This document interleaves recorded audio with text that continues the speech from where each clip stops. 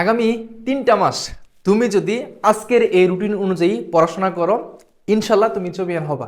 এবং আমি এরকম করেই পড়াশোনা করেছিলাম এবং যারা চান্স পেয়েছে তাদের কাছে বিভিন্ন আলোচনা করে আমি যে তথ্যে উপনীত হয়েছি, আজকের এই তথ্যটা তোমাদের কাছে শেয়ার করব।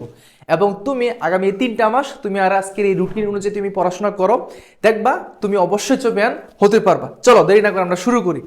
আজকে আমরা 3 মাসের যে রুটিনটা তোমাকে দিচ্ছি, এটা খাতার ভিতরে সুন্দর করে লিখবা এবং প্রপারলি তুমি এটা অবশ্যই কাজে লাগাবা। প্রথমত আসো, আমাদের আজকের যে রুটিনটা সেটা হচ্ছে B+D ইউনিট, অর্থাৎ যারা চট্টগ্রাম বিশ্ববিদ্যালয়ে B+D ইউনিটে ভর্তি পরীক্ষা দিবা তাদের জন্য খুবই খুবই ইম্পর্টেন্ট হবে।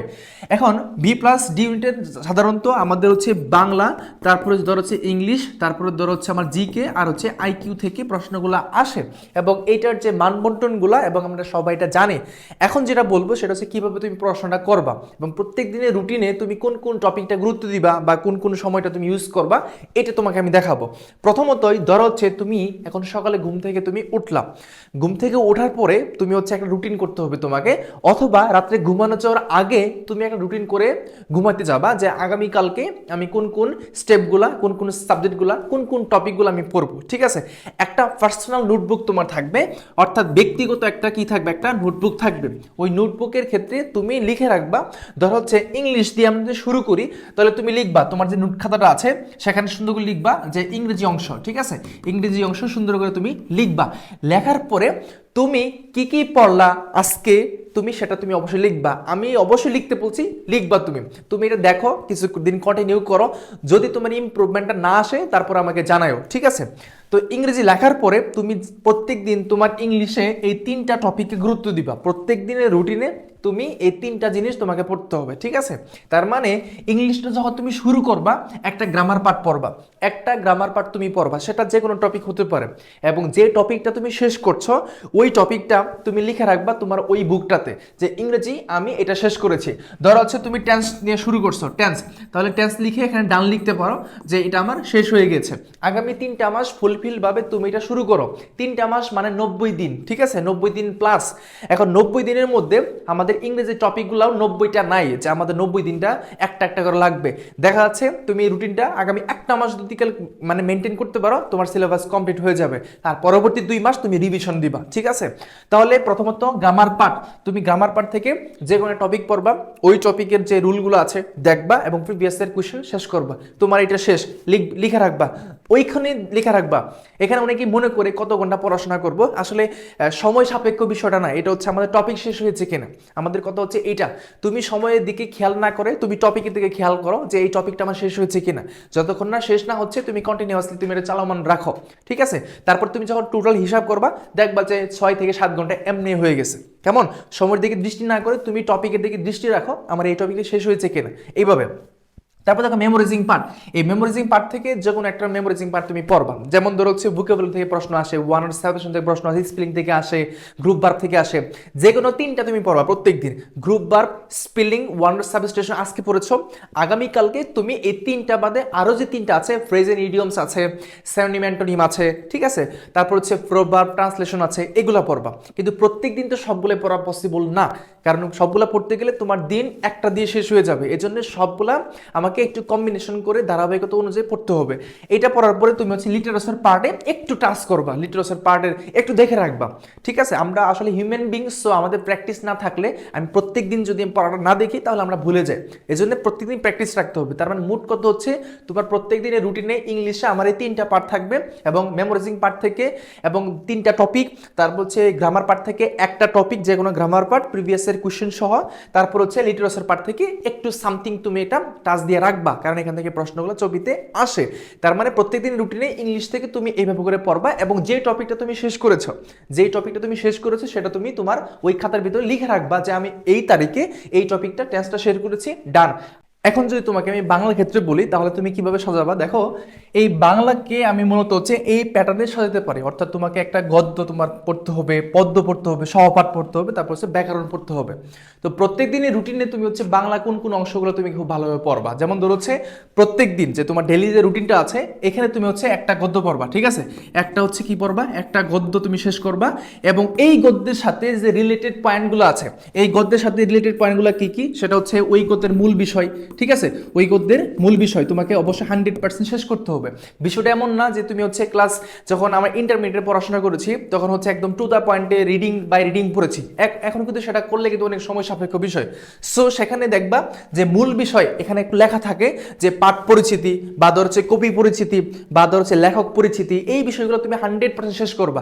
ওই কবিতার মানে ওই যে লেখকটা আছে ওই লেখকের যে জন্মসাল মৃত্যুসাল বা কি কি লিখছেন, তার কবিতাগুলো কি কি ছিল বা গল্প গ্রন্থগুলো কি কি ছিল, উপন্যাসগুলো কি কি ছিল, কাব্যগ্রন্থগুলো কি কি ছিল, ঠিক আছে, তার কোনো উপাধি আছে কিনা, উনি কোনো একটা পুরস্কার পেয়েছিলেন কিনা, এই ধরনের যে রিলেটেড কোয়েশ্চেনগুলো আছে খুব ভালোভাবে ওই ব্যক্তি সম্পর্কে তোমাকে পড়তে হবে। এবং তার থেকে আরেকটা বিষয় হচ্ছে এখানে শব্দের অর্থ, ঠিক আছে, এবং ওই গদ্যের যে শব্দের অর্থগুলো আছে গুরুত্বপূর্ণ সেগুলো তোমাকে মাস্ট প্রপারলি শিখতে হবে, কারণ ওইখান থেকে প্রশ্নগুলো আসে। যেন অপরিচিত থেকে যদি শুরু করো এবং ওইটা দেখবা যে বিভিন্ন অর্থ আছে এবং বাক্যের মধ্যে বা একটা প্যাটার্নের মধ্যে বিভিন্ন কোটেশন থাকে, বিভিন্ন ধরনের উক্তি থাকে, এটা কে বলেছেন, সো ওইটা তোমাকে খেয়াল করতে হবে, ঠিক আছে। এবং বিভিন্ন চরিত্র থাকে, কে কোন চরিত্রে ছিল, কতজন লোক ছিলেন, কিভাবে সেটা হয়েছে, এই ধরনের প্রশ্নগুলো এবং এই ধরনের কথাগুলো 100% তোমাকে অবশ্যই কি করতে হবে, মানে পড়তে হবে, ঠিক আছে। তাহলে একটা কথা হচ্ছে গদ্য প্রত্যেক দিনের রুটিনে তুমি একটা গদ্য রাখবা, ওই যে গদ্যটা তুমি শেষ করেছো ওই গদ্যটা তোমার হচ্ছে পার্সোনাল নোটে তুমি সেটা কি করবা, লিখে রাখবা যে আমি এটা শেষ করেছি। ধরো হচ্ছে তুমি অপরিচিত শুরু করবা, অপরিচিত লিখে এখানে ডান লিখবা, মানে এটা তুমি কি করেছো, শেষ করেছো। তারপর ধরো হচ্ছে পদ্য, এই পদ্য থেকে একটা প্রশ্ন তুমি মানে একটা পদ্য তুমি পড়বা, ওই পদ্যের সিমিলার তুমি গদ্য যেভাবে শেষ করছো প্রিভিয়াসের কোশ্চেন সহ, শব্দের অর্থ সহ এবং লেখক পরিচিতি, পাঠ পরিচিতি, এই যে ধরনের তথ্যগুলো আছে এগুলো খুব ভালোভাবে তুমি পড়বা, পদ্যটা ঠিক সিমিলার ওইভাবে শেষ করবা, ঠিক আছে। এবং যে পদ্য তুমি শেষ করেছো তোমার ওই পার্সোনাল নোটের ক্ষেত্রে একটা স্লাইড থাকবে, সেখানে বাংলা অংশ, গদ্য, পদ্য, ব্যাকরণ যেটা শেষ করেছো সেটা লিখে রাখবা একদম ডে বাই ডে।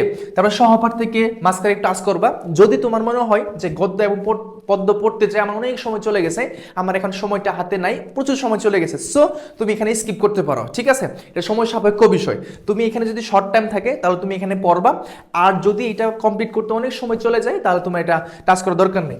আর ব্যাকরণ পাঠটা অবভিয়াসলি তোমাকে পড়তে হবে। ব্যাকরণ পাঠটা দেখো, যদি বাংলা পড়তে চাও তাহলে ধরো হচ্ছে এই দুইটা যদি অনেক সময় চলে যায়, তোমার গদ্য এবং পদ্য শেষ করতে অনেক সময় চলে গেছে, তাহলে তুমি ব্যাকরণ থেকে যে কোনো একটা ছোট্ট টপিক তুমি পড়বা, সেটা হতে পারে ধরো সন্ধি পড়তে পারো বা ছোট্ট যে টপিকগুলো আছে এগুলো তুমি পড়বা, অথবা মেমোরাইজিং পার্টের ক্ষেত্রে শব্দের অর্থ বলা যাচ্ছে, সমার্থক বা বিপরীত শব্দ, এক কথায় প্রকাশ, এই যে পারিভাষিক শব্দ টাচ দিয়ে রাখবা, মানে প্রত্যেক দিন তোমার যেন আত্মতৃপ্তি আসে যে আমি আমার আজকের দিনে আমি বাংলা ইংরেজি জিকে সবগুলোই পড়েছি।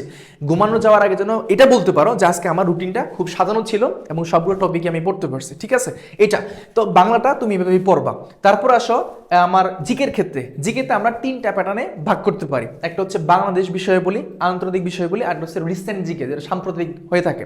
সো তুমি কি করবা, তোমার যে ডেলি রুটিনটা এখন থেকে হবে সেখানে বাংলাদেশ বিষয় বলি যে টপিকটা তুমি ধরবা, অর্থাৎ যে টপিকটা গুরুত্বপূর্ণ, ঠিক আছে, তুমি ওই টপিকটা আগে লিখবা যে এই টপিক থেকে প্রশ্ন আসে, বাংলাদেশের নদ নদী হতে পারে, সংবিধান হইতে পারে, ঠিক আছে, এবং বিভিন্ন ধরনের যুদ্ধ হইতে পারে, বাংলাদেশের বিভিন্ন বাণিজ্যিক যে শিল্পগুলো আছে বা বাণিজ্যিক যে জিনিসগুলো আছে, ঠিক আছে, তো ভৌগোলিক কাঠামোগুলো আছে, টারশিয়ারি যুগের পাহাড় সমূহ, এই যে রিলেটেড প্রশ্নগুলা টপিকগুলা, যে টপিক তুমি শেষ করবা, তোমার কাছে অবশ্যই বিভিন্ন অ্যাডমিশনের বই আছে, ওই বইয়েতে টপিকগুলা যেগুলো আছে গুরুত্বপূর্ণ সেই টপিকগুলা তুমি হচ্ছে আগে লিখবা, ওই টপিককে কেন্দ্র করে ওই টপিকের বিভিন্ন ব্যাখ্যাগুলা পড়ে দেন প্রিভিয়াসের কোশ্চেনগুলা একদিনে শেষ করে ফেলবা, ঠিক আছে।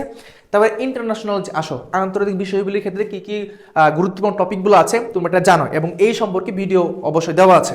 সো এখানেও ওই টপিকটা, যে টপিকটা তুমি ধরেছ ওই টপিকটা প্রিভিয়াসের কোশ্চেন এবং ওইটার ব্যাখ্যা খুব ভালোভাবে পড়ে তুমি তোমার পার্সোনাল নোটে লিখে রাখবা যে আজকে আমরা আন্তর্জাতিক সংগঠন পড়েছি, আন্তর্জাতিক সংগঠন ডান, ঠিক আছে, নিজের মতো করে সেট আপ দিবা।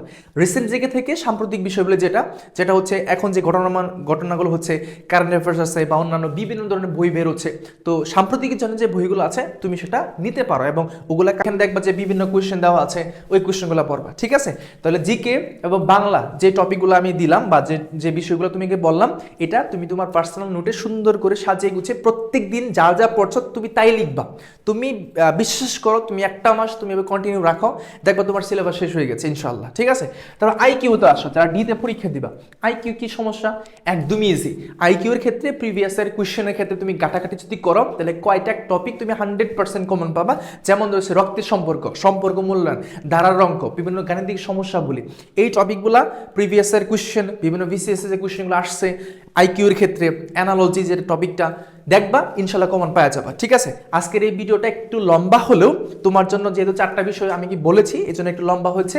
সো আমি আশা রাখবো যে এই টপিকটা মানে এই রুটিনটা তুমি যদি আগামী 3টা মাস ফলো করো ইনশাল্লাহ তুমি চ্যাম্পিয়ন হবাই। কারণ এই 3টা মাস তোমার হাতে আছে, তুমি এখনো চাইলে তুমি টপ করতে পারবা, এবং তুমি যদি চাও আমি ফার্স্ট হবো তুমি তাই হতে পারবা। আজকের এই রুটিনটা হচ্ছে তোমাকে দিলাম, এই রুটিনটা তুমি ভালোভাবে খেয়াল করবা এবং মেনে চলবা, ইনশাল্লাহ অবশ্যই ভালো কিছু হবে। দেখা হবে চবি ক্যাম্পাসে। সালামু আলাইকুম।